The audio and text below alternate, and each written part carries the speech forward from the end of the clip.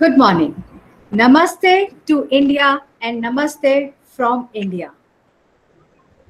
मैं बहुत बहुत स्वागत करती हूँ श्री गिरीश झा सर का, जिन्होंने इतने ऑड आवर में हमें ज्वाइन किया है एरिजोना यूएसए से.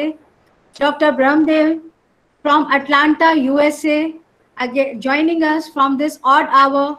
Thank you, sir. Thanks a lot. Dr. Avdesh from Fiji, Dr. Nina from Poland, and Dr. Vikram Singh from JNU. These are our speakers of other sessions who have joined us for today's session of Professor Dr. Rajiv Chaudhary. I would like to welcome sir. Namaskar, Rajiv sir. नमस्कार madam, बहुत बहुत धन्यवाद आपका. नमस्कार, आपका स्वागत है. आज का टॉपिक है yoga for rejuvenation, health, strength and peace. For health chant aham arogyam. It says I am healthy. It improves your health. If you add Om Triambakam, it brings health for longer period. For strength, chant Aham Brahmasmi. I am God. To obtain peace, chant Om Shanti Shanti Shanti. इस rejuvenation के topic के साथ हम कोविड-19 pandemic में चाहेंगे सभी हमसे जुड़ने वाले लोगों को कुछ ऐसा गाइड करना, टिप्स देना कि योगा के थ्रू हम कैसे अपने आप को रिजुविनेट रख सकते हैं. I would like to invite Dr. Madhuri Goyal, the senior faculty from Deshbandhu College. Over to you, Madhuri ma'am. Good morning. Good morning, Anjum, and good morning to everybody present there. On behalf of Deshbandhu College, I would like to welcome today's speaker, Professor Rajiv Chaudhary. I would also like to welcome our principal, Dr. Rajiv Agrawal, under whose guidance we are organizing this webinar. I would like to welcome all the speakers across the globe, all the participants across the globe, and also yogacharyas from yoga studios. I would like to welcome the students from different schools, colleges, and universities. And once again, I would like to welcome Dr. Rajiv Chaudhary to this talk on yoga for rejuvenation. Let me now introduce today's speaker to all of you. Professor Rajiv Chaudhary is presently serving as professor in School of Studies in Physical Education in Pandit Ravi Shankar Shukla University, Raipur, Chhattisgarh, India. Earlier, he has taken a number of administrative positions in the same university. He has worked as head School of Studies in Physical Education. He has served as Dean, Faculty of Physical Education. He also has taken the position of head School of Studies in Law. Then he served as Joint Proctor and Dean Student Welfare in the same university. He is a visiting professor in universities of Poland and Germany also. Dr. Rajiv Chaudhary has taken his master's, MPhil, and PhD degree in physical education. In addition to these degrees, he has a number of postgraduate diplomas to his credit, like yoga and meditation, like yoga and naturopathy, like yoga and psychotherapy. He has black belt diploma also in judo to his credit. Dr. Rajiv Chaudhary is AIIU medalist and recipient of Accolade of Excellence from Sri Lanka. He has also served as lecturer in Sardar Patel University, Gujarat, and he has also served earlier in Banaras Hindu University. I would now like to request Dr. Rajiv Chaudhary to enlighten us all with yoga for Rejuvenation. Welcome, Dr. Rajiv Chaudhary. Thank you, madam. Sincere thanks to you. Thank you. Respected principal of the college, eminent personalities from different fields, teachers, participants, my senior, Dr. Anjum, my classmate, Dr. Seema, Dr. Vikram from Delhi, ladies and gentlemen. At the very outset, I would like to express my sincere thanks to organizers for providing me an opportunity to speak in front of you on the topic Yoga for Rejuvenation. I am assigned by Dr. Anjum only 35 to 40 minutes. It is very difficult to talk in the limited duration of time, but I will try to my level best to present my presentation on the topic Yoga for Rejuvenation. I'm also directed by her to speak in both the languages, English as well as Hindi. So I will speak in both the languages, English as well as Hindi. बात होगी योग से नवोन्मेष, योग से कायाकल्प, rejuvenation through yoga or yoga for rejuvenation. Dear friends, in the field of yoga there is no standardization. मेरी इस बात से आप सब सहमत होंगे कि योग के क्षेत्र में स्तरीयता नहीं है. बड़े बड़े प्रगाढ़ विद्वान दिग्गज जो कि योग के क्षेत्र से हैं, कुछ अपना इंडिविजुअल इम्पैक्ट उसमें ऐड किया है. They added their individual impact, but I will talk on the basis of standardised literature. लेकिन मैं जो आप सबके सामने बात करूंगा वो स्तरीय साहित्य पर आधारित होगी. यदि मैं एक क्वेश्चन आपसे पूछूं, if I ask a question from you, can we link yoga with any religion, कि क्या हम योग को किसी एक धर्म विशेष से जोड़ सकते हैं, तो एक समाज का एक तबका कहेगा कि yes we can link, but no, we can not link yoga with any religion. Yoga का संबंध किसी धर्म विशेष से नहीं है. क्यों नहीं है, इसको जस्टिफाई करना पड़ेगा. इसके जस्टिफिकेशन के लिए यदि हम किसी रिलीजन की बात करते हैं, if I talk about any religion, we all know that religion is purely based on faith. कोई भी धर्म विशेष पूर्णतः आस्था पर, विश्वास पर आधारित है. लेकिन दूसरी तरफ योग ना आस्था पर आधारित है ना विश्वास पर आधारित है. योग has different characteristics. These characteristics separate yoga from any religion, and there are three main characteristics, and these characteristics separate yoga from religion. These are: yoga is existential, we may feel the existence of yoga. Yoga is experiential, after practicing a practical session or a meditative session we can experience.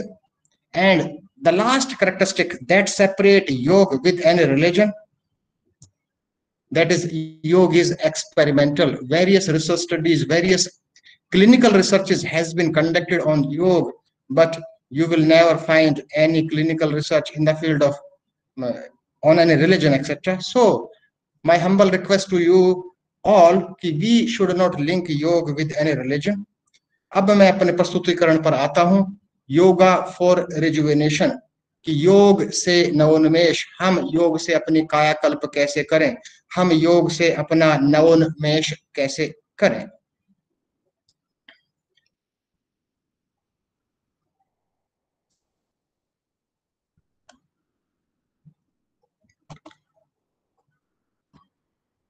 My slide is visible? Dr. Anju, my slide is visible? Hello? Yes, sir. Okay. Thank you. I will talk on yoga for rejuvenation. उससे पहले, as I have said earlier, पहले मैं कह चुका हूं कि विभिन्न साहित्यों में, विभिन्न क्षेत्रों में योग को अलग अलग से परिभाषित किया गया है. फॉर एग्जाम्पल, यदि उदाहरण लेकर चलें, इन वेदांताज, वेदों में कहा गया है to become free from the cycle of birth and death is known as yoga. जन्म मरण के बंधन से मुक्त होना योग है. Slide is not visible. Sorry. Hello hello My voice is audible? Yeah, sir, you are audible. And Yes, Rajiv ji. my slide is also my slide is also visible? Yeah, your slide is also visible. Okay, thank you, sincere thanks to you. तो बात हो रही थी कि वेदों में क्या कहा गया, उपनिषद में क्या कहा गया, तो देयर इज नो स्टैंडर्डाइजेशन। लेकिन अब बात करेंगे स्टैंडर्ड लिटरेचर पर, जहां पर योग की बात आती है तो महर्षि पतंजलि का नाम हमेशा सबके सामने आता है।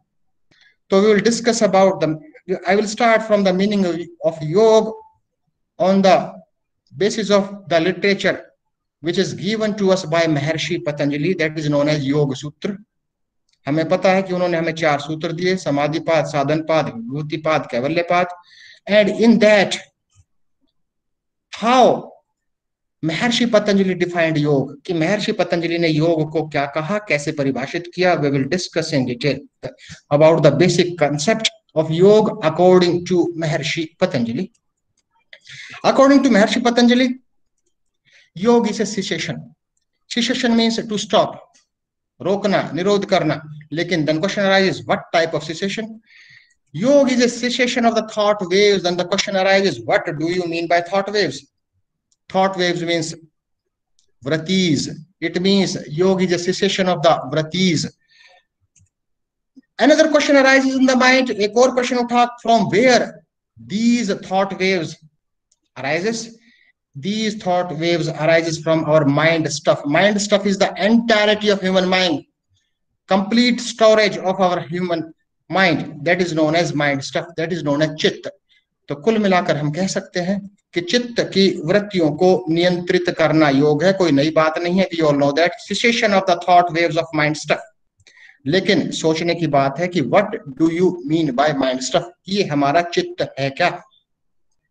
चित्त इज ए कॉस्मिक माइंड, जो कि एक कॉस्मिक माइंड का एक छोटा सा पोर्शन है, that is individualised, that has taken a shape of an individual and that is stored in the form of a mind stuff, चित्त। और एक उदाहरण के साथ हम कह सकते हैं, अगर एक एग्जांपल के साथ मैं बताना चाहूं, that is a small wave in the ocean of the cosmic mind. Cosmic mind को एक पूरा एक समुद्र यदि हम मान लें, उसकी छोटी सी वेव है जिसका इंडिविजुअलाइजेशन हुआ, जिसका कि व्यक्तिकरण हुआ और हमारे माइंड स्टफ का चित्त का रूप लिया। And that is all pervading, that is noticeable everywhere, but that is individualised, that is known as mind stuff. So in conclusion we can say that yoga is the cessation of the thoughts waves of mind stuff.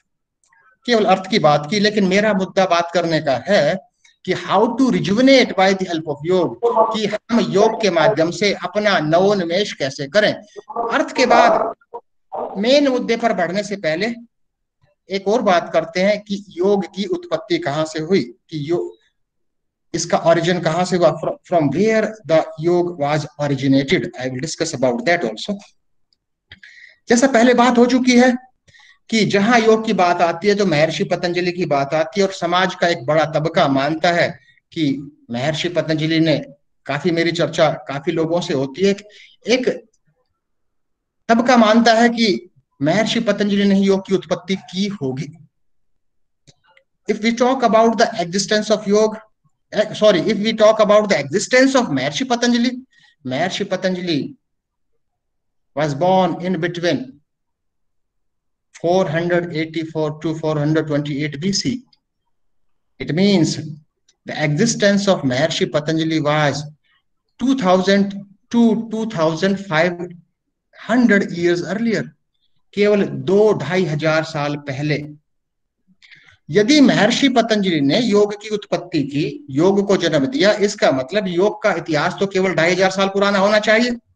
No, if we see the known history, केवल यदि हम ज्ञात इतिहास की ही बात करें, if we talk about Indus valley, Sindhu घाटी की सभ्यता की बात करें, there are various evidences, these evidences proves that at that time the yoga was practised on mudras, जो भी उस समय की करेंसी थी, मुद्रा थी। एक विकट आसनों की श्रेणी भद्रासन, द भद्रासन उस मुद्रा पर अंकित था।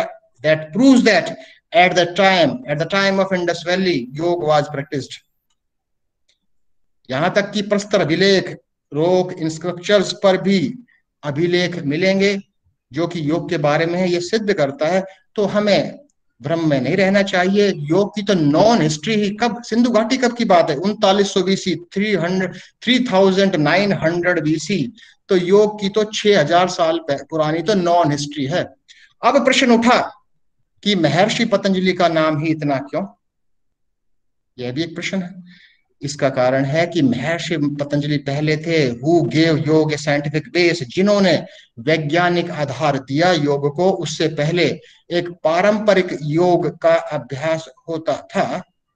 Maharshi Patanjali classified vrittis, classified thought wave scientifically, pramana, viparyaya, vikalpa, nidra, smriti means right cognition, wrong perception, imagination, sleep, etc. So he was extraordinarily genius. He gave us three literatures. एक व्यक्ति विभिन्न 3 क्षेत्रों के जिन्होंने हमें ज्ञान दिया, उन्होंने व्याकरण महाभाष्य दी to eliminate the impurities of speech, उन्होंने योग सूत्र दिया to eliminate the impurities of mind, उन्होंने हमें आयुर्वेद महासंपदा दी to eliminate the impurities of body. तीनों क्षेत्र, कहाँ आयुर्वेद, कहाँ ग्रामर और कहाँ योग, तीनों विभिन्न क्षेत्र एक ही व्यक्ति ने हमें दिया। He was extra ordinarily genius. अब बात करते हैं मुद्दे की कि हाउ टू रिजुविनेट। लेकिन उससे पहले एक और बात करना चाहूंगा कि यदि महर्षि पतंजलि ने योग की उत्पत्ति नहीं की तो योग का ओरिजिन हुआ कहां से, इंडस वैली से पहले भी, या कहीं इसका ओरिजिन कहीं से तो होगा। एक योग के बहुत बड़े प्रगाढ़ विद्वानों का और लिटरेचर का मानना है कि योग की उत्पत्ति हुई सांख्य फिलोसफी से। Yoga was originated from a Sankhya philosophy. Sankhya means सम्यक, सम्यक means correct, the correct knowledge is known as Sankhya. Sankhya means which is ethically correct, which is morally correct, that is known as Sankhya. According to Sankhya philosophy, or we can say that Sankhya is the theory, Yoga is the practice. सांख्य से एक बड़े बड़े प्रगाढ़ विद्वानों का मानना है कि सांख्य फिलॉसफी के, सांख्य दर्शन के प्रैक्टिकल पार्ट को सेपरेट करके, विभाजित करके योग का रूप दे दिया गया। अब बात करते हैं according to Sankhya there are 2 constituents of our body. Sankhya के अनुसार हमारा शरीर 2 चीजों से मिलकर बना है, प्रकृति और पुरुष। प्रकृति मीन्स प्राइमल नेचर, पुरुष मीन्स कॉस्मिक एंटाइटी, चेतन, जो चेतना हमारी है। एंड दिस प्रकृति, that means primal nature, has 3 universal elements, that has 3 elements, that is static, action and light. These are 3 universal modes, and we also know that exist in our body also exist outside the body. We also have these 3 universal modes. Static, यदि योग की भाषा में बात करें, static means तमस, action means रजस, light means sattva. This universe has these all 3 modes, as well as we have all these 3 modes. Purush is, if we divide Purush into 2 subwords, this word consists of 2 subwords, Pur and Sha. Pur means a boundary, Bharatpur, Kanpur. Pur means boundary, a limitation, and Sha means restfulness, एक पूर्ण आराम की अवस्था. Purush means a restful unit that resides in the body boundary. शरीर नाम की body boundary में जो आराम की अवस्था में पुरुष, that is known as a purush. It means purush are many, every individual has a purush, but the prakriti is a single that is very powerful. Or we can say that in the single sentence we can say that prakriti ने ही उत्पत्ति की पुरुष की. It means प्रकृति is a soul creator. तो यह concept था. तो कुल मिलाकर अंतिम इसकी बात करते हैं सांख्य फिलॉसफी की, चाहे यूनिवर्स की बात करें, ब्रह्मांड की बात करें, या अपने खुद की बात करें. If the balance between these 3 universal mode, static, action and light, sattva, rajas and tamas, that is known as prakriti. If imbalance takes place between among these 3, यदि इन तीनों के बीच में असंतुलन की स्थिति पैदा होती है, सत्व, रजस, तमस में, स्टैटिक, एक्शन और लाइट में, विकृति टेक्स प्लेस. तो our objective is to maintain the balance between these universal modes, that is known as Sattva, Rajas, Tamas, or this is written in front of you, that is static, action and light. The proper proportion should be there among these three universal modes. अब बात करते हैं आगे significance of योग। एक व्यक्ति के मस्तिष्क में जरूर आता होगा कि मैं योग क्यों करूं। काफी हद तक तो हम जान गए हैं योग के लाभ के बारे में। To a great extent we are familiar about the benefits of yoga और सिग्निफिकेंस ऑफ योग, की योग का महत्व क्या है। In the first part of my presentation I will discuss about the significance of yoga, means the benefits of yoga, on the basis of the comments given by great yogis। बड़े बड़े प्रगाढ़ विद्वानों ने कहा है कि योग से ये फायदा होगा, योग से ये लाभ होगा, योग से ये लाभ होगा। First I will start the comment given by Manu regarding the significance of yoga। क्या कहा उन्होंने? According to Manu, yoga is a remedy against the evil tendencies of mind and sense organs। We can control the evil tendencies of both mind as well as sense organs। दोनों की त्रुटियों को, mind की त्रुटि को, sense organs की त्रुटि को, जो भी इसमें व्याधियां हैं, जो भी उसमें कमियां हैं, उनको हम ठीक कर सकते हैं योग के माध्यम से। This comment, I have taken this comment from the literature that is written by Manu। लेकिन यदि इस कथन की हम बात करें, according to Manu, we can control the evil tendencies of both, that is mind as well sense organs, but he did not define what are the evil tendencies of mind and what are the evil tendencies of sense organs. It means we can say that the comment given by Manu is incomplete in sense, अपने आप में अपूर्ण है। आप इन्होंने कह दिया कि यस वी कैन कंट्रोल, लेकिन बताना चाहिए ना कि what are the evil tendencies of mind and what are the evil tendencies of sense organs. After the brief description given by Manu, I will proceed to the comment given by Kuluka। कुलुका ने कुछ नया नहीं कहा। कुलुका जी ने जो कहा, the comment given by Kuluka was an additional comment to the comment given by Manu। जो मनु जी के कमेंट में अधूरापन था उसको पूरा किया। According to Kuluka, the evil tendencies of mind are only two, love and hatred। या love प्यार शब्द नहीं, डिक्शनरी मीनिंग आसक्ति की बात करें जिसके बिना रह ही ना पाए। Love and hatred both comes under the evil tendencies of mind according to Kuluka ji, and the evil tendency of sense organ is attraction of individual towards any external object। किसी भी बाहरी पदार्थ, बाहरी भौतिक पदार्थ के प्रति भी आसक्ति उत्पन्न कर लेना भी एक evil tendency है sense organs की। It means all these three evil tendencies, two belongs to mind, love and hatred, one belong to sense organ, that is attraction of individual towards external object। all these three can be controlled by a single practice, that is yogic practice। now by Swatma Rama। स्वात्मा Rama जी के बारे में मैं बताना चाहूंगा कि जो भी हमारा एक्सटर्नलाइज्ड लिटरेचर, उसमें से एक स्वात्मा रामा जी ने हमें दिया, उसका नाम है हठ योग Pradipika. The text is purely based on हठ योगा, फोर्सफुल योग। और हठ योग प्रदीपिका में स्वात्मा रामा जी ने क्या कहा? Yog alone is sufficient to overcome the evil tendencies of mind and sense organs. There is no need to practise any kind of other practices. दूसरे प्रकार के किसी अभ्यास की आवश्यकता नहीं है यदि योग को अपना लिया जाए। That is a practice which is complete in nature. वो अपने आप में पूर्ण अभ्यास है to overcome the evil tendencies of mind and sense organs. तीनों ने ही एविल टेंडेंसीज की बात की है, माइंड की और सेंस ऑर्गन्स की। अब एक दिग्गज की, एक प्रगाढ़ विद्वान की बात करते हैं, महर्षि पतंजलि के। सबने नाम सुना है।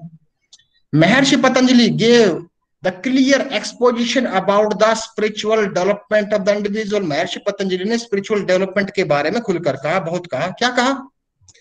According to Maharshi Patanjali, the spiritual development of the individual depends on two factors। यदि कोई आध्यात्मिक विकास की तरफ बढ़ना चाहता है तो दो कारक अर्जित करने होंगे। उन कारकों को अर्जित किए बिना हम सोच भी नहीं सकते। These are two essential factors to attain spirituality। The first one is the individual must be able to cross the obstacle which is in between individual and spiritual light। The individual may face various barriers in between the individual and spiritual light। यानी व्यक्ति जिस रास्ते पर चलेगा, आध्यात्मिक प्रकाश के रास्ते पर चलना चाहेगा, तो बीच में विभिन्न प्रकार की बाधाएं उत्पन्न होंगी और उन बाधाओं को दूर करने की क्षमता विकसित करनी होगी। Otherwise no one can think about spirituality. And second is the most important, the individual must be able to fix the wandering mind, जो हमारा ध्यान इधर उधर भटकता है उसको एकाग्र करने की क्षमता विकसित करनी होगी।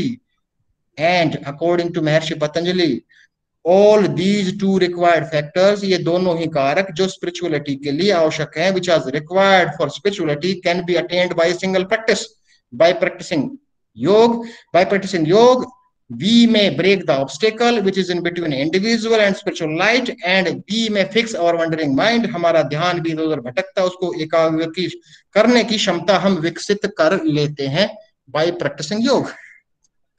एक और की बात करते हैं, ऋषि श्वेताश्वर, कुछ नया नहीं कहा।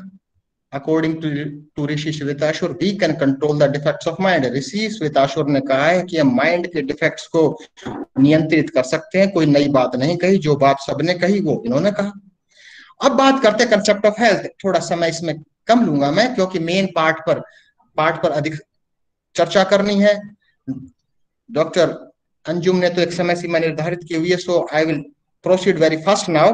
कंसेप्ट ऑफ हेल्थ की बात करते हैं। WHO की, वर्ल्ड हेल्थ ऑर्गेनाइजेशन की आप सबने डेफिनेशन सुनी है। Health is state of complete physical, mental, social wellbeing and not merely the absence of disease. और बाद ये 1948 की परिभाषा, उसके बाद 1990 और 91 के आसपास उसमें और भी दूसरे आयाम, various dimensions has been added, spiritual, emotional etcetera. लेकिन इस परिभाषा को यहाँ रखने का मेरा उद्देश्य है कि हम एक आयुर्वेद की सुश्रुत संहिता की परिभाषा के बारे में भी जान ले, और we can compare both the definitions. जो सुश्रुत संहिता की डेफिनेशन है, समदोष है, समाग्निश है, समधातु मलक्रिया, प्रसन्न आत्मेन्द्रियाना स्वस्थ इत्यभिधीयते, it means the definition is completely balanced. Samadosh, there should be balance between doshas, vata, pitta, kapha, otherwise that will lead to illness. Samagnisha, we know that the heat is produced by our largest gland, liver. अधिक करेगा produce तो भी harmful है, लो करेगा तो sluggish digestion होगा। समदोष है, समाग्निश, समधातु, there shall be or there should be balance between different elements of the body, रस, रक्त, मांस, मज्जा etcetera, there should be balance, इनके बीच में भी संतुलन होना चाहिए। प्रसन्न आत्म मन इंद्रिया, यानी हमारा मन भी प्रसन्न रहे, आत्मा भी प्रसन्न रहे और हमारी सभी इंद्रियां भी संतुष्ट रहे, यही अच्छा स्वास्थ्य है। और यह इस परिभाषा में जो स्वास्थ्य को कहा गया है, this can be fulfilled by practising योग।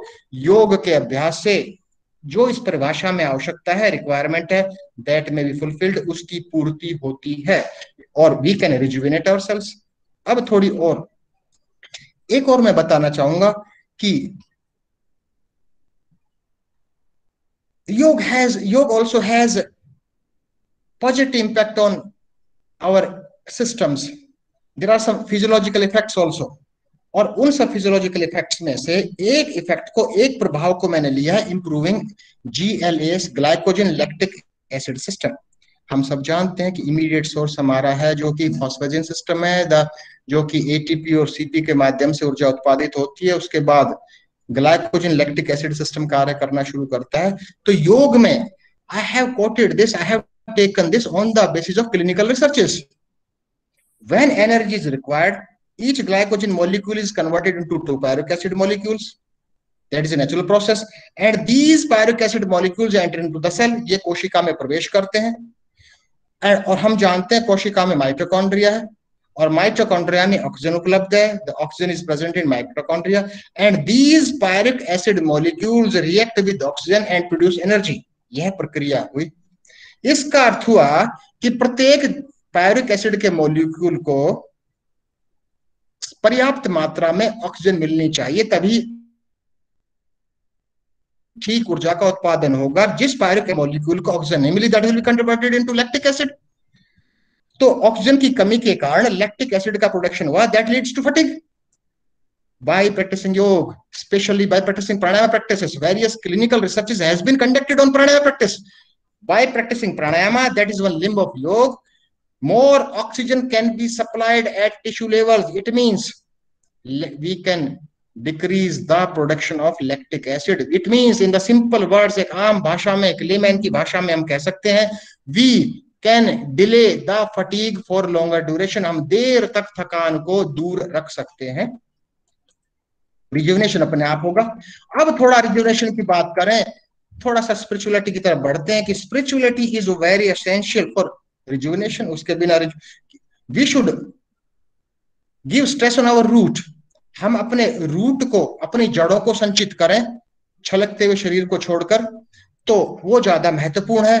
तो हम सब जानते हैं कि our body is consisted of 72,000 नाड़ी, हमारा शरीर 72,000 नाड़ियों से बनकर मिला है अकॉर्डिंग टू योगिक कंसेप्ट, योगिक धारणा के अनुसार। And out of these 72,000 nadis 3 are main, Ida, Pingala, Sushumna. तीनों के बारे में थोड़ा थोड़ा जानने का प्रयास करते हैं, क्योंकि पूरा रिजुविनेशन, पूरा नवोन्मेष, पूरा कायाकल्प इन नाड़ियों पर अब निर्भर है। 72,000 नाड़ियों में से 3 मुख्य, ईडा, पिंगला, सुषमना। लेमैन की भाषा में यदि हम बात करें, Ida nadi means our left nostril, that has cold effect, जिसके शीत प्रभाव है। और हमें पता है कि शीतलता का द्योतक, शीतलता को दर्शाने वाले हैं चंद्रमा। Due to its cold effect this nadi is known as Chandra nadi. अब तक के मेरे कथन में सबसे महत्वपूर्ण वाक्य है कि this nadi is responsible for the functioning of our excretory system, कि हमारे उत्सर्जन तंत्र को नियंत्रित करती है ईडा नाड़ी। passing of stool, passing of urine, passing of sweat, that is controlled by ईडा नाड़ी। यदि एक्सक्रीटरी सिस्टम से, उत्सर्जन तंत्र से संबंधित कोई व्याधि पैदा होती है, it means the root cause is defect of Ida nadi. On the other hand, right nostril is known as Sushumna nadi, that has warm effect. और हम सब जानते हैं कि उष्णता को कौन दर्शाता है? सूर्य। Due to its warm effect this Sushumna nadi, this Pingala नाड़ी, this Pingala Nadi, right nostril, is known as, has warm effect. So due to its warm effect, this Nadi is known as Surya Nadi. And the Sushmana Nadi is the junction between these two. And this Nadi is responsible to maintain the balance between Ida and Pingala Nadi. That is the third Nadi, Sushmana. For rejuvenation, rejuvenation के लिए, कायाकल्प के लिए, उच्चतम स्वास्थ्य के लिए, the balance between Ida and Pingala nadi is required and this balance takes place by the help of Sushumna nadi. Now the question arises, how this balance takes place, की है संतुलन ईडा और पिंगला नाड़ी के बीच में कैसे स्थापित किया जाता है for rejuvenation? That takes place by the help of chakras, और यह घटित होता है चक्रों के माध्यम से। तो एक नया शब्द आया, there is a new word, chakras. Chakras are, nadis are microvessels, नाड़ियों की बात की थी जो 72,000 थी, 72,000 थी, जिनमें से 3 की चर्चा हुई थी, Ida, Pingala, Sushumna. Left nostril, right nostril, and the Sushumna situated at our spinal cord, that is the junction between these two. Through nadis prana of the individual flows, and pran is drop of that cosmic consciousness that enters in our body and we are alive. In the same manner, body chakras are energy centers. Chakras are energy centers. These produces energy. These produces different types of energies, and this energy is distributed to the different parts of the body by the help of nadis. अभी तक हम केवल ये बात कर रहे हैं कि how to maintain balance between ईडा and Pingala, and this balance takes place by the help of Sushmana, by the help of chakras. And there are 7 chakras from bottom to top: Muladhara, Swadhisthana, Manipur, Anahat, Vishuddhi, Agnya, Sahasrara. These are 7 energy centers in our body, and these produces different types of energies. आगे चलते हैं. If we talk about the location, Muladhara chakra is situated at opening of anus, or we can say that this is situated at our supraanal gland. Swadhisthana chakra is situated at our sexual organs, or we can say that is situated at our gonads. Manipur chakra is situated at our abdomen, नाभि पर स्थित है, or we can say that near to adrenal gland or pancreas. Anahat chakra is situated at our heart region or at the chest. Vishuddhi chakra is situated at neck region, or we can say that this is situated at our thyroid gland. And Agya chakra is situated in between our eyebrows, or we can say that this is situated at our master gland, that is known as pituitary gland. And the last, Sahasrara chakra, that is situated at top of head vertex, or we can see that is situated at a smallest gland that is known as pineal gland. बात कर रहे थे, we are talking about how to maintain the balance between Ida and Pingala Nadi. Again I repeat, that takes place by the Sushmana, and that takes place by the help of chakras, by the help of these 7 chakras. Balance between Ida Pingala takes place by the help of Nadi, Sushmana Nadi, by the help of chakras, and by the help of the activation of Kundalini. एक और नया शब्द आया. Now new word is in front of us कि kundalini. Now what do you mean by kundalini? अब ये कुंडलनी क्या है? Kundalini, that is situated at मूलाधार चक्र. वास्तव में मूलाधार नहीं, that is situated at sacral bone, sacrum, the last part of our spinal cord, that is triangular in shape, and this has 3.5 rounds. Each round denotes something. First round denotes sattva, second round denotes rajas, third round denotes tamas. जिस व्यक्ति विशेष में ये पहला round dominate करेगा, the individual will be full of purity and enlightenment, हर व्यक्ति चाहता. जिसमें रजस डोमिनेट करेगा, the individual will be full of vasanas and kriyas, वो वासनाओं क्रियाओं से भरा होगा. जिसमें तमस की अधिकता होगी, the individual will be dull minded, वो जड़ बुद्धि होगा. एवरी इंडिविजुअल, हम सब में, we have all these 3 universal modes, sattva rajas tamas, but the proportion में बी डिफरेंट. अनुपात तीनों का हर व्यक्ति विशेष में अलग अलग हो सकता है. अब हम तो बात कर रहे हैं रिजुविनेशन की, by maintaining the balance between Ida and Pingala nadi, and that takes place by the help of Sushumna, चर्चा हो चुकी है, by the help of chakras. और कुंडलनी इनएक्टिवेटेड स्टेट में, अजागृत अवस्था में, दैट इज सिचुएटेड एट मूलाधार चक्रा और सैक्रल बोन, सैक्रम बोन पर. After activation through regular practice of yoga, this kundalini starts activating, reaches at Sahasrara chakra via all the chakras, from Mooladhara to Swadhisthana to Manipur, Anahat, Vishuddhi, Agya and Sahasrara. And after activation of the kundalini, the individual leads towards self realization. एक शब्द सुना होगा कि हम आत्म साक्षात्कार की प्राप्ति करते हैं, लेकिन और अच्छी तरह से जो कि सबके समझ में आए, expansion of consciousness takes place, हमारी चेतना का विकास होता है. तो in the field of psychology, मनोविज्ञान की यदि हम बात करें, तो मनोविज्ञान में कहा गया है there are 3 states of mind, conscious mind, चेतन मन, अनकॉन्शियस माइंड, अचेतन मन, सबकॉन्शियस माइंड, अवचेतन मन. And in all of us, हम सब में only conscious mind is active, but by practicing yoga we can activate the functioning of subconscious as well as unconscious mind. These will start assisting conscious mind. योग कहता है केवल ये 3 नहीं, instead of these 3, conscious, subconscious and conscious, there is a 4th state of mind also, that is known as superconscious mind, param chetan man. By practicing yoga we can attain the state of param chetan man, we can attain the state of super conscious mind also. So, और आगे चलते हैं.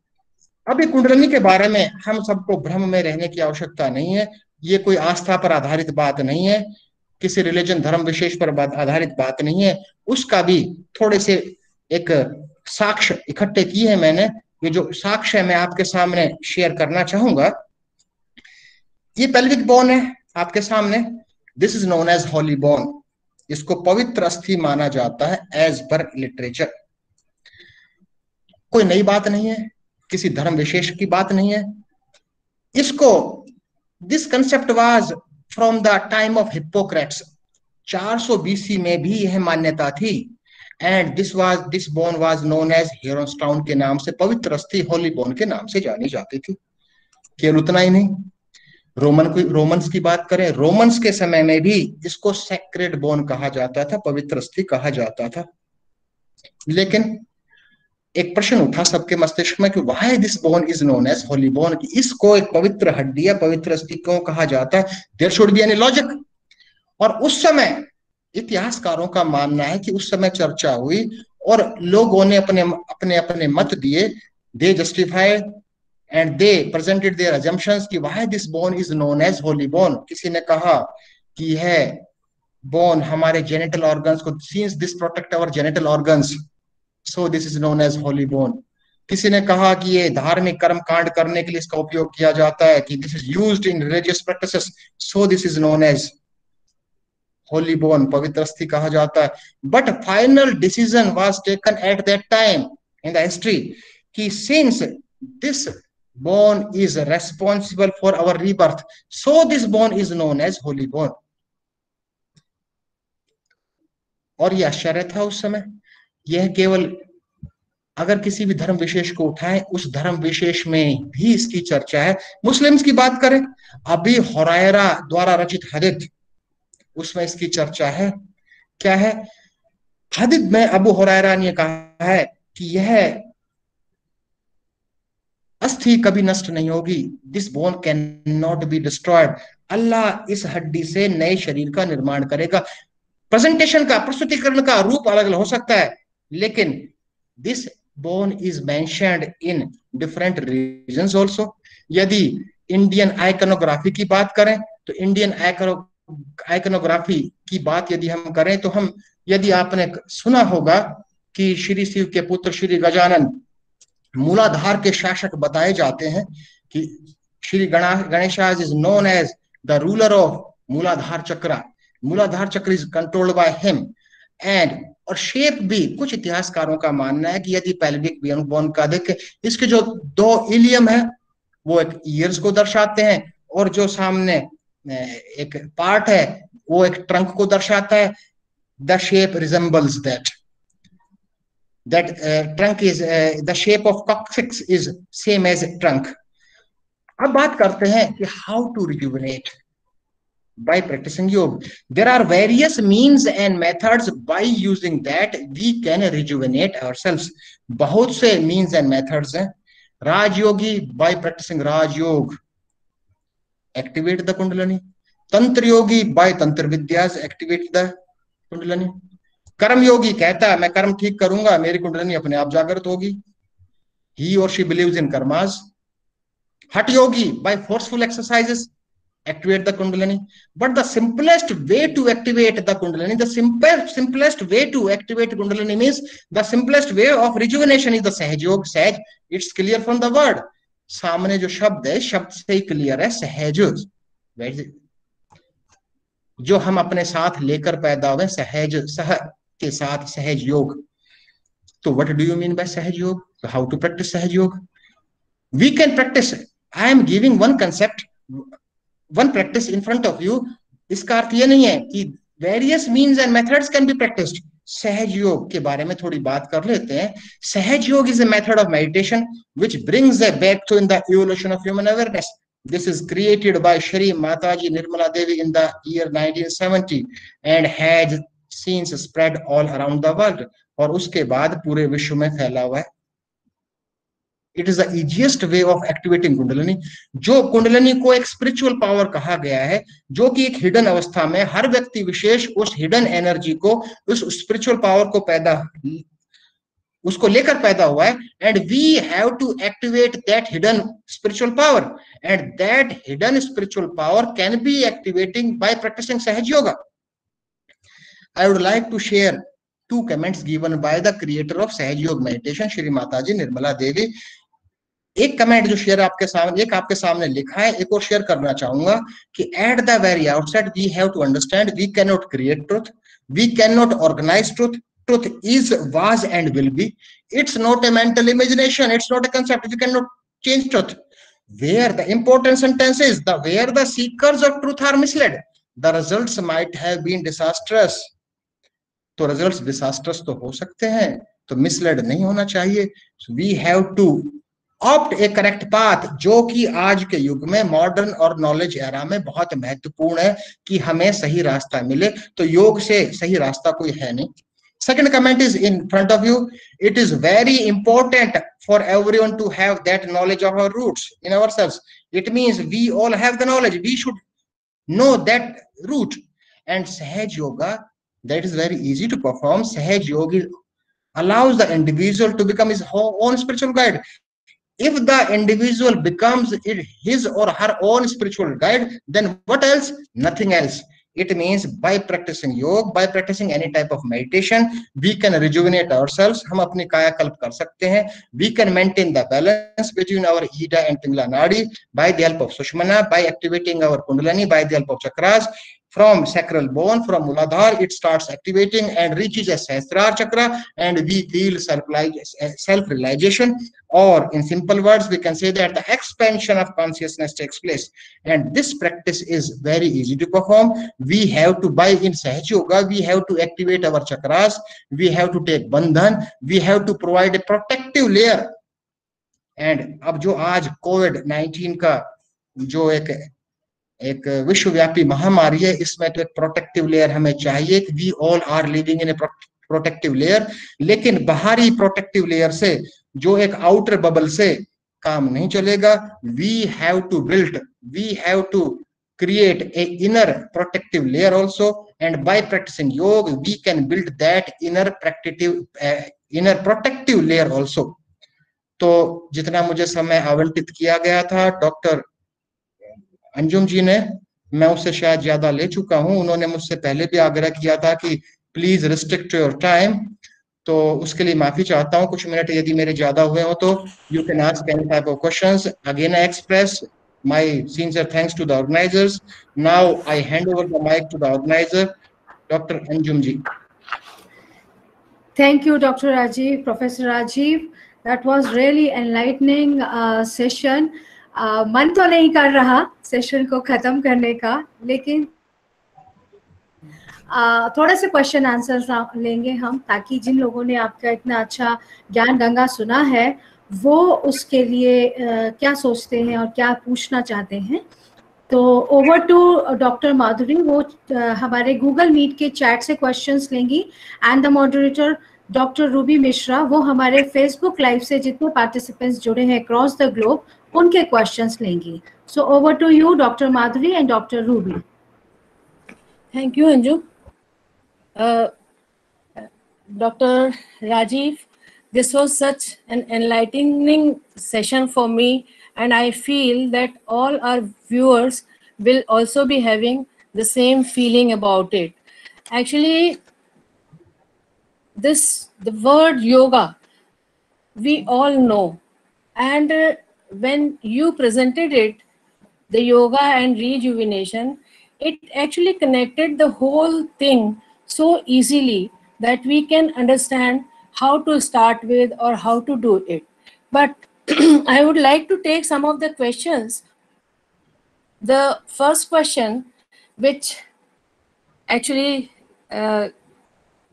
is more of my question, I would say, is that I have seen in your biodata that you are an expert on regression analysis. So, and you have not mentioned about this regression analysis in this lecture.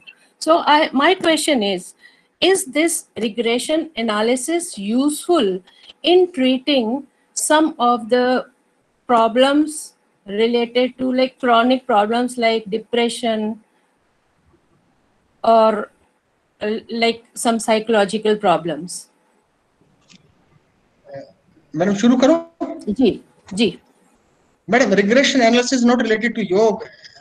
Regression analysis is a statistical technique which is used to predict unknown on the basis of known.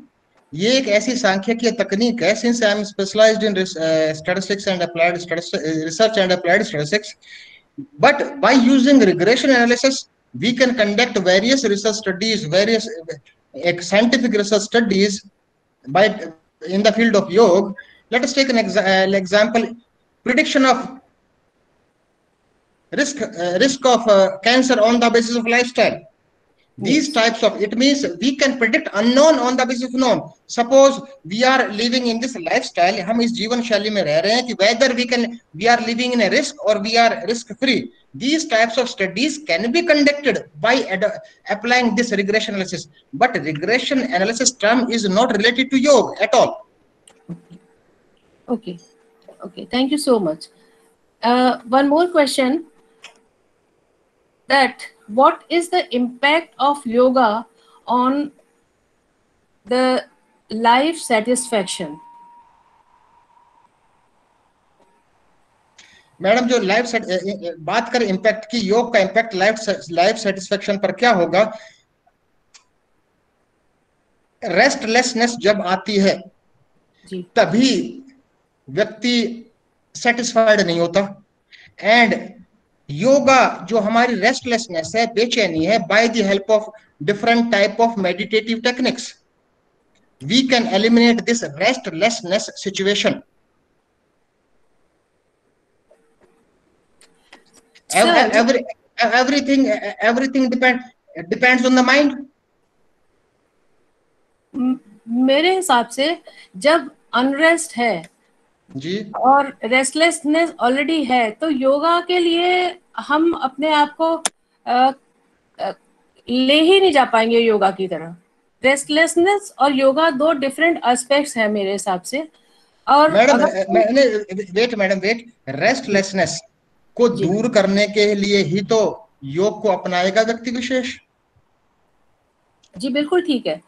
मेरा इससे आगे एक और सवाल है कि अगर जी हम बहुत रेस्टलेस हैं या कोई जी पर्सन है, तो ऐसे में क्या सिंपलेस्ट योगिक एक्सरसाइज आप सजेस्ट कर सकते हैं कि सबसे सिंपल चीज है ये तो कम से कम कर लीजिए जिससे मैडम, कि रेस्टलेस मैं समझ इंस्टेंट गया। शायद रिलीफ हो आप कोरिलेट कर रहे हैं रेस्टलेसनेस को कि वो एक आसनास या कोई ऐसे यौगिक अभ्यास। जाए। जी तो रेस्टलेसनेस की कंडीशन में हो सकता है कि वो व्यक्ति विशेष ही और she is unable to do asanas, but various meditative practices he और she can do. So I will suggest some meditative practices. Out of all meditative practices, I have mentioned one, that is Sahaj Yoga meditation. It is very, and जी once entering in the Sahaj Yoga or once entering in any type of meditative practices, he or she may keep himself or herself very far away from restlessness. Okay, thank you so much. आपका आपका ये presentation बहुत Madhavi ma'am, अच्छा था। जी hello. जी मैं भी कुछ questions लेना चाहूंगी फेसबुक से। Sure Ruby, sure. हेलो, हाँ जी, हाँ, धन्यवाद, बहुत बहुत धन्यवाद राजीव जी। आज का हमारा जो ये फेसबुक का भी जो लाइव सेशन है वो बहुत अच्छा चल रहा है और इसके माध्यम से भी विभिन्न विश्वविद्यालय के बहुत सारे हमारे गणमान्य लोग जुड़े हुए हैं। यहाँ तक कि कुछ वाइस चांसलर्स हैं। कुछ प्रश्न आए हैं, जैसे मनीष कुमार विश्वकर्मा जी का, उनका सवाल है, मैं एक साथ कुछ प्रश्न एक साथ ले लेती हूँ। Manish Kumar Vishwakarma ji, I hope I am audible. Yes, madam, audible. Hello, हाँ, मनीष कुमार विश्वकर्मा जी पूछ रहे हैं कि बंध का क्रम कब आता है, आसन प्राणायाम के बाद या मध्य में? और एक और प्रश्न है नीलम राज जी का। प्लीज मैडम, किसका क्रम की बात हुई? ये अब मुझे भी नहीं समझ आया, बंध का क्रम। अब ये अच्छा, बंद का क्रम, भाषा में ओके क्या ओके इसका? ओके, हाँ, क्लियर, दैट्स क्लियर। एक और प्रश्न, एक और प्रश्न राज जी का कि which part of yoga you will recommend, all 8 limbs meditation only और 8 लिम्स? एक ये प्रश्न है। और दूसरा एक और है, रेफरेंस बिटवीन योगा एंड सहज योगा, ये अभिषेक आनंद सिंह पूछ रहे हैं। साथ में हमारे इन तीनों को लेते हैं, नहीं तो ओवरलैप होगा। इन तीनों को लेते हैं। जी जी जी, पहले इन 3 क्वेश्चंस को ले लेते हैं। पहला क्वेश्चन था कि बंद का सीक्वेंस क्या होगा। मैडम, महर्षि पतंजलि की बात करें या स्वामी चरणदास के योग के सीक्वेंस की बात करें, 8 लिम्स के बारे में ये क्वेश्चन पूछा है, तो आई होप ही और she is having the knowledge of that. Yama, niyama, asana, प्राणायाम, प्रत्याहार, धारणा, ध्यान, समाधि। बंधों की बात करें, बंद का हम अभ्यास करते हैं mainly during pranayama. It means block कर, हम जैसे कि जालंधर बंद की बात करें, टकिंग द चिन, जो कि हम रिटेंशन, जो ब्रेथ को रिटेन करते हैं, वो ब्रेथ को रिटेन करते वक्त उसका उपयोग करते हैं। क्योंकि प्राणायाम के समय है तो क्रम सीधा हो गया कि आसन के बाद प्राणायाम करेंगे, during pranayama we have to apply the bandh. पहला क्वेश्चन का आंसर हुआ। अगले की बात करते हैं। अगला क्वेश्चन क्या था मैडम?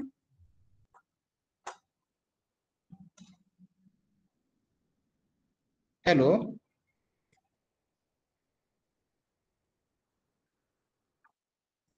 हाँ, am I audible? जी बिल्कुल बिल्कुल सर, बिल्कुल। ये क्वेश्चन है सर कि रेफरेंस बिटवीन योगा एंड सहज योगा, और which part of yoga you will recommend all 8 Yes, limbs madam, or second question was, वो जो दूसरा प्रश्न था वह था कि क्या हम सारे के 8 लिम्स को अपनाएं या किसी एक लिम्ब को अपनाएं, मत यम नियम आसन प्राणायाम प्रत्याहार धारणा ध्यान समाधि को इसमें। लेकिन बहुत अच्छी बात है, if we are able to adopt all limbs in our life, उससे अच्छा तो कुछ हो ही नहीं सकता।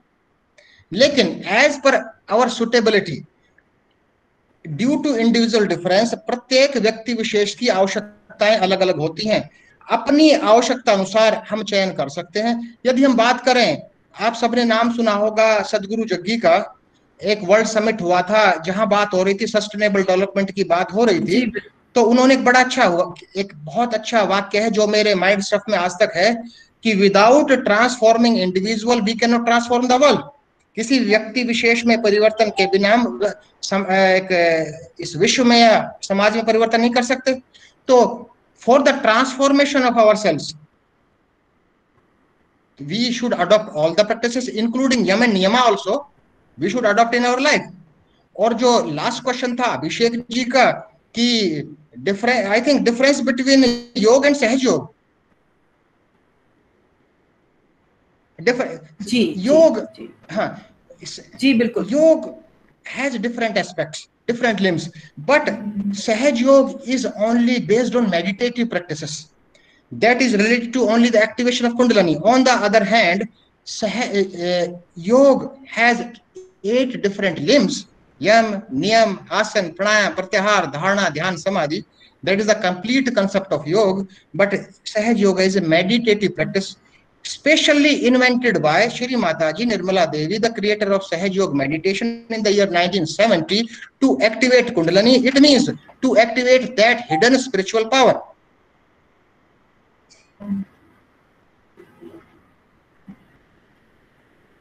सर कल भी ये मेरा प्रश्न था और आज भी है, ये अंतिम प्रश्न मैं लूंगी अपनी ओर से कि सर ये आज के युग में, जैसे कल भी हमें जो ललित मदान जी ने एक भगवान बुद्ध का उदाहरण दिया था, पर आज के युग में भी क्या बिना गुरु के योग के उस आत्मिक साधना तक पहुंचा जा सकता है? ये और साथ में ये कि उस गुरु तक कैसे पहुंचा जाए, अगर कहीं ना कहीं एज अ वो गुरु भी एक तरह से एक ह्यूमन है और ह्यूमन में कोई ना कोई कमी उसको दिखती है, तो उसको गुरु मतलब उस रूप में ले नहीं पाता, तो उस गुरु तक कैसे पहुंचा जाए? ये प्रश्न मैं आपसे भी पूछूंगी सर। मैडम बहुत ही अच्छा क्वेश्चन है और बहुत ही संवेदनशील है, इट्स वेरी सेंसिटिव क्वेश्चन। लेकिन आपके क्वेश्चन का रिप्लाई मेरी आखिरी स्लाइड में था। एक था कि where the seekers of truth are misled, यहाँ सीकर्स ऑफ ट्रूथ का मतलब था गुरु की तलाश भी तो आप सीकर हैं। इट मींस अगर वो अगर गलत व्यक्ति टकरा गया, the results might have been disasters, वो भी है। और दूसरी बात एक और कही गई थी, बिल्कुल, और आज के युग में आप कह चुके हैं कि भाई बड़ा मुश्किल है कि चयन करना या ढूंढना। दूसरी बात थी उसमें आपका जो बचा हुआ अंश है प्रश्न का, वो छुपा हुआ है। By practicing Sahaj Yoga meditation, the individual becomes his or her own spiritual guide. तो क्यों ना आप स्वयं के ही बन जाओ?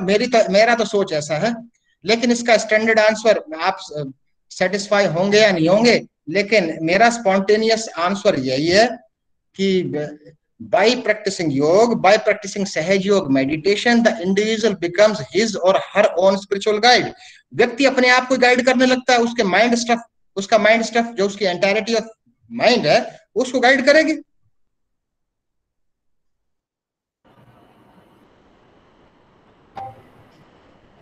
Thank you Anjum, thank you doctor Ruby, thank you doctor Madhuri. आज के इस ज्ञान गंगा में सबसे पहले प्रकाश डाला आपने glycolytic acid system, scientific way, delay fatigue from through pranayama, 72,000 नाड़ी में इडा, पिंगला एंड सुषुम्ना। और आज ये क्लैरिटी हुई कि Sushumna is situated between the Ida and Pingala, balancing from the spinal cord. Rishi Shvetashvara जिन्होंने प्रसन्न इंद्री और प्रसन्न आत्मा का ज्ञान दिया, ऋषि स्वरात्मा जी हठ योग प्रदीपिका के द्वारा यौगिक सत्व की बात करते हुए, और हम आए ऋषि पातंजलि पे जिन्होंने साइंटिफिक एक्सप्लेनेशन ऑफ योगा को सूत्रों में बांधा, आयुर्वेद महासंपदा दिया और ग्रामर पर भी एक ग्रंथ दिया। नाड़ी और चक्रों की बात चली और मनोविज्ञान पर conscious, unconscious and subconscious mind की बात हुई, जहां डॉक्टर प्रोफेसर राजीव चौधरी ने बताया कि fourth stage super conscious mind can also be attend through yoga. साक्ष्यों के साथ पवित्र अस्थि, होली बोन, जो 400 BC की बात हुई, और इसके लॉजिक के साथ हम आए, लॉजिक बिहाइंड योग, Rajyoga, Tantra yoga and other type of yogas. Simplest way में हम सहज योग कुंडलिनी पे आए, और truth will refrain and it can always remain the truth and it should refrain from the wrong concepts। जहां अभी डॉक्टर रूबी ने भी कहा गुरु, तो सहज योग हमें सिखाता है own to become own spiritual guide। आप इस योगा के साइंसेस को समझिए, अपनी नाड़ियों को समझिए, अपने चक्रास को समझिए, और उनको जब हम कंट्रोल करने या रिजुविनेशन की बात पर आए तो हम स्वयं को साधक मानकर और स्वयं ही साधे। हम ही गुरु हैं, हम ही साधक हैं। इसके साथ ही आज के ज्ञान गंगा में हम बहे सिंधु घाटी तक, और हमें पता लगा कि विकट आसना का जो मुद्रा है वो उस समय की मुद्रा पर चित्रित था, और हमारे पास साक्ष्य हैं कि पतंजलि ने 2500 साल पहले योग सूत्रा लिखा, उसके साइंसेस हमें दी, इसलिए हम वहां तक तो जानते हैं, लेकिन उससे पहले जाएं तो ये ज्ञान 6000 साल पुराना है, जहां के साक्ष्य और प्रमाण हमारे पास हैं। तो इसी आखिरी गुरु मंत्र के साथ जो आज हमें प्रोफेसर राजीव चौधरी ने दिया कि अपने गुरु खुद बने और अपने को साधें, सेल्फ स्पिरिचुअलिज्म की तरफ चलें, इसीलिए हम सभी को इसका ज्ञान, इसका प्रक्षेप और इसके साक्ष्यों को जानना चाहिए, जो हमें ये कॉन्फिडेंस दे कि हम स्वयं को स्वयं साध सकते हैं। बीच का एक क्वेश्चन आया था, डॉक्टर माधुरी ने लिया था कि अगर हम स्ट्रेस में हैं, और मैं चैट में देख रही थी बहुत सारे लोगों का ये क्वेश्चन था प्रोफेसर राजीव, कि अगर हम स्ट्रेस में हैं तो हम योगा या मेडिटेशन कैसे करें। इसी के लिए अगर 10 मिनट्स ऑफ ब्रीदिंग मेडिटेशन करने की आप कोशिश करेंगे, देखिए बेबी स्टेप लेने पड़ेंगे, छोटे छोटे स्टेप से ही हम जो है सुपर कॉन्शियस माइंड तक पहुंच सकते हैं। तो अगर आप बहुत स्ट्रेस में हैं, किसी भी तरीके से हैं, तो सहज योग या ब्रीदिंग, कोई भी मार्ग आप अपनाएं जो आपको अच्छा लगता है, आसना में बैठना अच्छा लगता है, एक आसन अच्छा लगता है, आप उसके थ्रू 10 मिनट्स, 20 मिनट्स, 30 मिनट्स धीरे धीरे योगा के इस मार्ग पे चलें। और हमारे 21 दिनों में ये सारे योगा साधक, योगाचार्य हमें जितने मंत्र, इतिहास, साक्ष्य और आगे चलने के मार्ग प्रशस्त करेंगे, तो मुझे लगता है इन 21 दिनों के बाद हम सब अपने अपने सुपर कॉन्शियस माइंड के लिए, सुपर कॉन्शियस सोल के लिए कुछ स्टेप्स आगे चल पाएंगे। धन्यवाद प्रोफेसर राजीव चौधरी जी, बहुत अच्छा सेशन था, वेरी एनलाइटनिंग, और सबसे अच्छा मंत्र मुझे लगा खुद के साधक, खुद के गुरु बने और स्वयं साधक बने, बहुत ही अच्छा लगा। और इसी के लिए बुद्धा का भी बात आया था, और बुद्धा कहते हैं आपो दीपो भव, अपना दीपक स्वयं बने। धन्यवाद। मैं यहाँ आमंत्रित करना चाहूंगी डॉक्टर राजेंद्र लाल को to propose the vote of thanks. Thank you, धन्यवाद madam. Thank you very much. Namaste to one and all. Respected speaker sir, principal and distinguished participant and audience.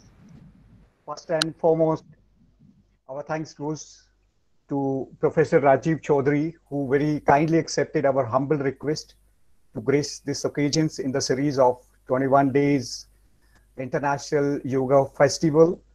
Your august presence provides the much needed encouragements to the participants, scholars, the students engaged in furtherizing the horizons of knowledge, learning, and scholarship. So we hope we would continue to have your support and blessing as we endeavors to bring transformations through people's life. For all that, our humble and sincere thanks. We also thank our worthy principal, Dr. Rajiv Agarwal, whose dynamic leadership and affable qualities had been a constant source of inspirations for our staff and students. Thank you very much, sir. We would like to thank the people from different parts of the world who have joined us for particular these sessions, for being with us for today. Wisdom comes through suffering. We are also grateful to our today's moderator, Dr. Madhuri Goel and Dr. Ruby Mishra. We realize that the pressing engagements of new responsibilities are challenging, but still you were kind enough to be amongst the select the questions from Facebook and Google Meets to serve as beacon light for the inquisitives. Thank you very much. We extend our thanks to Dr. Aditya Saxena, convener IQAC, for continued technical support. Thank you very much once again, sir. We also wish to express our gratitude to the various committees which have cooperated with us in making arrangements for this webinar. We also thank all the teachers, scholars, distinguished lovers of yogas and participants through Facebook Live and Google Meet, whose presence here adds to the dignity of this occasion. I would like to conclude this session with the mantra, Om Sarve Bhavantu Sukhinah, Sarve Sarantu Niramayah, Sarve Bhadrani Pashyanti, Ma Kaschit Dukh Bhagvave. Om Shanti Shanti Shanti. May all be prosperous and happy. May all be free from illness. May all see what is spiritually uplifting. May no one suffer. Om peace. Thank you, Dr. Rajendra. That was blessings and praying for whole world in this pandemic. Thank you. I would like to thank Dr. Bremdev from Atlanta, Dr. Giricha from Arizona to stay. They have stayed throughout this session in this odd hour. Thank you. Thank you, Dr. Avdesh from Fiji. Thank you, Dr. Nina from Poland. And thank you all who are sparing their precious time spending with us. क्योंकि lecture बहुत ही अच्छे हो रहे हैं सारे, I would like to inform कि हम लोग सभी लेक्चर्स की रिकॉर्डिंग इवनिंग तक फेसबुक, यूट्यूब चैनल उन पे डाल देते हैं और हमारे कॉलेज देशबंधु कॉलेज की वेबसाइट पर सारी इंफॉर्मेशन अवेलेबल होंगी, क्योंकि ये इतना बड़ा ज्ञान भंडार है कि एक बार के अनुसरण, मेरे ख्याल से उसके कारण हम अनुसरण नहीं कर पाएंगे, हमें बार बार समझना होगा और कभी कभी कुछ टेक्निकल ग्लिचेस के कारण भी हो सकता है हम डिस्टर्ब रहे हों, तो इसको शांति से सुनने के लिए हम इसकी रिकॉर्डिंग डालेंगे। इसके लिए साथ ही में डॉक्टर अंजना और डॉक्टर मोनिका बजाज दोनों का धन्यवाद करना चाहूँगी। They are our youngest colleague and दिन और रात ये लोग हमारे साथ काम कर रहे हैं आप लोगों को बेहतर डिलीवरी ऑफ लेक्चर्स कराने के लिए। Thank you once and all. Tomorrow's lecture will be from Atlanta. Acharya Shri Brahmdev ji is going to deliver lecture for tomorrow. So see you all tomorrow on his session. Thank you once again. Have a good day. Namaskar from India. Thank you, ma'am. Thank you so much.